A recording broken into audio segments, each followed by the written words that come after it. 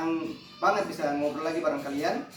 Nah, hari ini kita akan bahas tentang satu topik yang sudah tidak asing lagi di telinga kita, tapi terkadang bisa bikin kita salah paham. Topik itu adalah tentang konflik kepentingan potensial. Nah, biar nggak lama-lama lagi, di sini sudah ada dua tamu kita yang akan menjadi narasumber. Ada Kak Dewi sama Kak Fani. Halo Kak Dewi. Halo Kak Iki, halo juga teman-teman semuanya. Halo Kak Fani. Halo Kak Iki. Gimana, siap nggak hari ini? Siap dong. Jujur aja nih, dulu tuh saya juga mengira konflik kepentingan ini tuh berkaitan pasti dengan korupsi atau penyalahgunaan jabatan. Padahal ternyata setelah dipelajari, pengertiannya tuh jauh lebih luas dari konflik ini. Gitu. Nah, aku juga sempat berpikir gitu. Makanya aku penasaran, sebenarnya kapan sih konflik kepentingan itu mulai terjadi? Apa harus menunggu ada pelanggaran dulu atau justru bisa dicegah sejak awal? Nah, kalau menurut saya di sini nih banyak orang sering salah paham.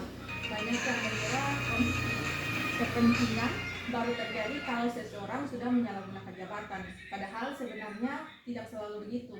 Kadang yang muncul lebih dulu itu justru situasinya. Belum ada pelanggaran nih, tapi sudah ada kondisi yang bisa mempengaruhi cara kita mengambil keputusan. Nah, kondisi seperti itu yang perlu kita waspadai. Oh, berarti yang jadi perhatian di sini tuh situasinya ya, bukan orangnya. Betul sekali. Misalnya kita menjadi anggota tim yang harus mengambil keputusan. Lalu ternyata salah satu pihak yang berkepentingan punya hubungan keluarga atau kerabat dekat dengan kita gitu. Belum tentu kita akan berpihak, tapi kondisi itu bisa buat keputusan kita dipertanyakan sama orang lain. Jadi yang perlu dijaga itu bukan cuma soal kita merasa adil atau tidak, tapi juga bagaimana orang lain mulai melihat proses pengambilan keputusan itu. Iya, karena sebagai ASN, kepercayaan masyarakat itu kan penting. Kalau masyarakat mulai meragukan proses kita yang kita jalani, dampaknya bukan hanya ke diri kita sendiri, tapi instansi tempat kita bekerja juga. Jadi saya juga nih jadi kepikiran satu analogi. Kalau lampu lalu lintas nih, misalnya berubah jadi kuning, kita masih mengurangi kecepatan, itu bukan berarti kita sudah melanggar, tapi karena kita harus lebih hati-hati gitu. Nah, analoginya pas banget tuh kapan. Konflik kepentingan potensial juga seperti itu.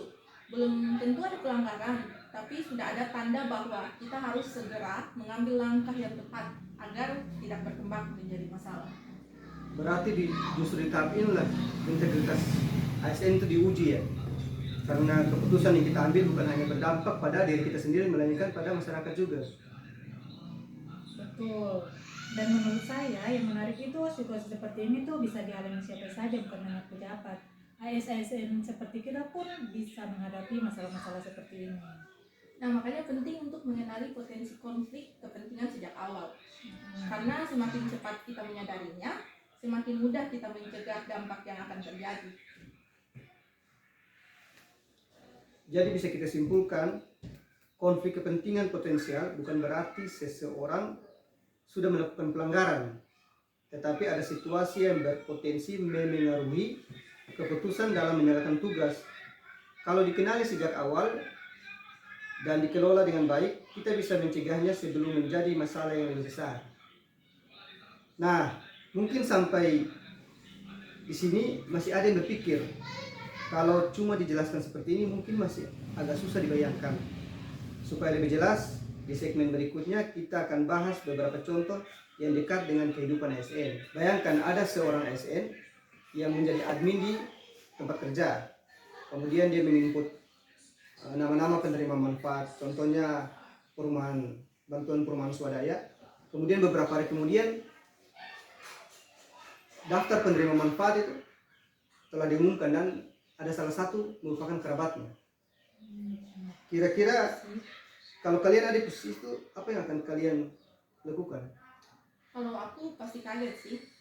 Karena di satu sisi kita punya tanggung jawab menjalankan tugas, tapi di sisi lain ada hubungan keluarga yang bisa membuat orang meragukan keputusan kita. Iya, dan menurut saya juga di sini nih kita harus lebih peka bukan karena pasti kita akan berpihak, tapi karena situasi ini tuh bisa menimbulkan anggapan bahwa prosesnya tidak lagi netral gitu. Berarti meskipun kita merasa bisa bersikap profesional, orang lain belum tentu melihatnya seperti itu ya. Iya, Betul, makanya langkah pertama adalah kita bertemu kepada atasan atau pihak yang berwenang. Biarkan organisasi menentukan langkah terbaik, misalnya mengalihkan tugas kepada anggota lain agar proses tetap berjalan adil. kalau menurutku itu bukan berarti kita menghindari tanggung jawab ya, tapi justru kita sedang menjaga kepercayaan masyarakat dan nama baik instansi kita.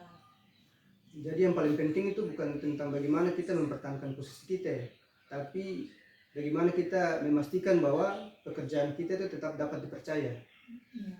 Benar, integritas ASN kan bukan hanya terlihat saat semuanya berjalan lancar, tapi saat kita berani mengambil langkah yang benar meskipun situasinya tidak nyaman.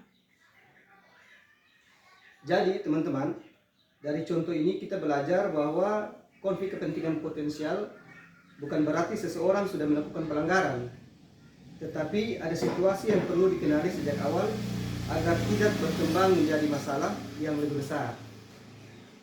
Nah, setelah membahas contoh tadi, kita jadi tahu kalau konflik kepentingan bisa muncul dalam berbagai situasi. Bukan hanya saat proses pengadaan, tapi juga dalam pelayanan sehari-hari. Kalau begitu sebagai ASN apa yang harus kita lakukan supaya situasi seperti itu tidak berkembang menjadi masalah? Kalau menurut saya, langkah pertama adalah mengenali sejak awal. Kalau kita sedang berada dalam situasi yang berpotensi menimbulkan konflik kepentingan. Ya, betul, karena dan jangan ragu untuk lebih terbuka karena memang ada potensi konflik kepentingan sampai kepada atasan atau pihak yang berwenang supaya kita bisa mencari solusinya dengan baik. Berarti jangan menunggu sampai ada masalah dulu ya. Iya. Ya, karena mencegah kan selalu lebih baik daripada memperbaiki. Dengan bersikap terbuka, kita sedang menjaga proses kerja kita agar tetap adil dan dapat dipertanggungjawabkan. Nah, menurutku juga ini tuh bagian dari penerapan nilai berakhlak karena misalnya kita tetap melayani semua masyarakat sesuai aturan, berarti kita berorientasi pelayanan, berani bertanggung jawab atas keputusan yang kita ambil, menunjukkan sikap kita yang akuntabel. Dan ketika kita berdiskusi dengan atasan kita, itu untuk mencari solusi itu juga mencerminkan sikap kita yang kolaboratif. Jadi nilai berakhlak itu bukan hanya dihafalkan, tetapi kita harus bisa benar-benar menerapkannya dalam pekerjaan kita sehari-hari. Ya, betul sekali. Selain itu, kita juga perlu saling mengingatkan di lingkungan kerja. Bukan untuk mencari kesalahan, tapi supaya bisa bersama-sama menjaga integritas dan nama baik instansi. Iya, karena kalau setiap ASN punya kesadaran seperti itu, budaya kerja yang jujur, adil, dan profesional itu akan semakin kuat. Jadi teman-teman, dari pembahasan hari ini kita belajar bahwa konflik kepentingan bisa dimulai dari situasi yang terlihat sederhana. Yang terpenting adalah mengenalinya sejak awal, berani bersikap terbuka dan tetap menjalankan tugas sesuai aturan. Dengan begitu, kita tidak hanya menjaga integritas diri sendiri, tetapi juga menjaga kepercayaan masyarakat kepada instansi tempat kita bekerja. Wah, nggak terasa kita sudah sampai di penghujung podcast kita hari ini. Dari obrolan hari ini, kita jadi paham bahwa konflik kepentingan bukan selalu tentang pelanggaran besar. Seringkali justru berawal dari situasi sederhana yang kita hadapi dalam pekerjaan sehari-hari. Ya, betul Pak Fikri. Menurutku juga yang paling sering adalah kita membedakan kapan bertindak sebagai pribadi dan kapan menjalankan peran sebagai ASN. Karena saat bekerja yang harus kita utamakan adalah kepentingan masyarakat dan organisasi. Saya juga belajar bahwa integritas dibangun dari keputusan-keputusan kecil setiap hari. Mulai dari bersikap jujur, mengikuti aturan, sampai berani menghindari situasi yang bisa menimbulkan konflik kepentingan. Kalau itu semua menjadi kebiasaan, budaya kerja yang baik juga akan terbentuk. Setuju. Kepercayaan masyarakat tidak hanya dibangun dari program yang besar, tetapi juga dari sikap kita dalam menjalankan tugas dengan adil, profesional, dan bertanggung jawab. Semoga setelah mendengar podcast ini kita semua semakin sadar pentingnya menjaga integritas dan selalu mengutamakan kepentingan organisasi di atas kepentingan pribadi kita masing-masing. Oke, terima kasih buat teman-teman yang sudah mendengarkan. Semoga obrolan kita hari ini bermanfaat dan bisa diterapkan dalam lingkungan kerja. Saya Iki Nomai. Saya Dewi. Saya Fani. Sampai jumpa di podcast berikutnya. Tetap jaga integritas, tetap profesional, dan terus menjadi ASN yang berakhlak. Terima kasih.